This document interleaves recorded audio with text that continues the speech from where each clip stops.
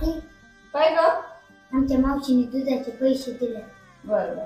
कशाचे ग पैसे येते? इकडे या जरा तुम्ही दोघे पण. काय हो? हे कशाचे पैसे आहेत?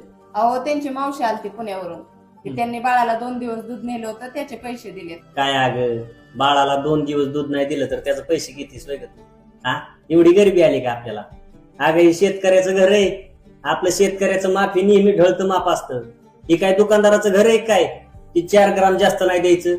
हा, ही आपल्याला पटत नाही आणि आपल्याला ती शोभत पण नाही. ती काय करते, बाळाचं पैसे देऊन टाक माघारी. कसं आहे माहितीये का, दिल्याने वाढतं, कमी होत नसतं.